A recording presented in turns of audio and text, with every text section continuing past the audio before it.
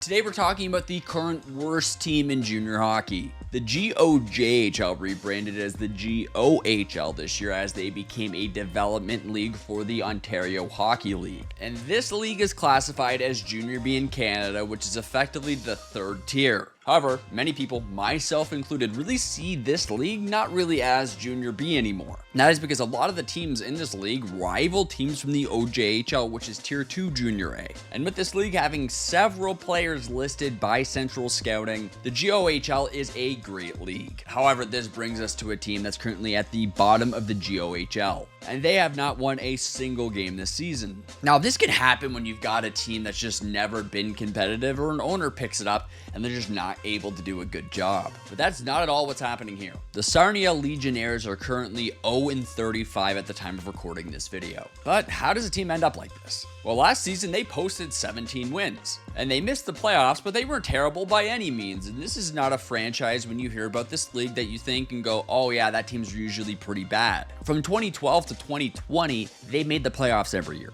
and they had back-to-back conference quarterfinal losses in 23 and 24. So by no means is this a terrible organization. And the name and logo for this team is one of my favorites in junior hockey, period. It's a part of Canadian history. This season, however, is just an outlier for this organization and kind of an outlier for the league. Things just haven't gone well, but let's talk about some of the players they have on this team. Andrew Gaulton is this starting goaltender. He started the most games for this team, and he's a tall guy. He's 6'3", so he's definitely got the frame to be a good goaltender. And to start off his career, he had a lot of success in the NOJHL, especially as a young goalie. He's also played 2 games in the OHL. But this season, he's currently posting a 5.59 goals against average, but has a .885 save percentage. So what does that tell you? It tells you that this kid's absolutely getting peppered, and the goalies can't take all the blame here. Sarnia has allowed 1,025 chances against to just 410 chances for, resulting in only 2 one-goal games this season. So when you look at that, you go, oh man, unfortunately, he's just not getting enough support up front. But that's not exactly a fair statement for me to be making,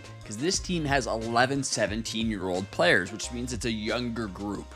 And it's going to take time for those guys to develop, so it's a very young core of guys learning how to be good junior hockey players. And this team next year, with all this adversity, if some of these guys stick around, are going to be able to go in and be able to be better players than they were the season before. Like I said, it's a young group of guys, and sometimes when you put a young group of players together at junior hockey levels, you don't necessarily know if it's going to fully work. Sometimes it does, and other times it doesn't. But when you're playing in a league like this, which is designed to develop young talent, and it's absolutely getting flooded with really good OHL young talent that are getting developed by those teams in the OHL, getting sent down to play, players look at this league as a really decent destination, and a lot of players who probably could be playing Tier 2 Junior A, or should be, are playing in this league instead. Yeah, you're going to be up against it. And this team's allowing a lot of high danger shots in the slot here. You can see by the goal map where, yeah, unfortunately for the goalie, it's going to be hard to make a lot of those saves, but you kind of got to give him a bit of a credit because he's posting a save percentage in a situation that's very hard to work within. But this group of guys are better for this situation, and next year, this younger team is going to be a bit older, and it'll be a bit easier for them to compete. So while, yes, I'm in this video saying that this is the worst team in junior hockey, all in all, there's a lot of worse teams that you could be a part of, and you're playing in an organization, and you're playing in a league that's respected, and you're getting a lot of exposure while you're playing in these games. So yeah, it's unfortunate. It's not the results you want to see, but all in all, this situation isn't all bad. And when you watch these games, it's not like this team just doesn't have any will to compete.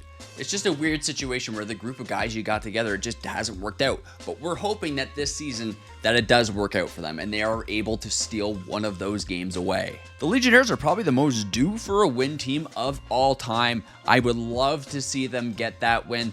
They've been close. There's been games where it was probable that they could have got it done. So let's hope by the end of the season they do get that win. But luckily for them, they're not the worst junior hockey team of all time. Somebody's already completely solidified that record. Not going to throw them under the bus in this video, but if you guys let me know in the comments, maybe I'll make one about them.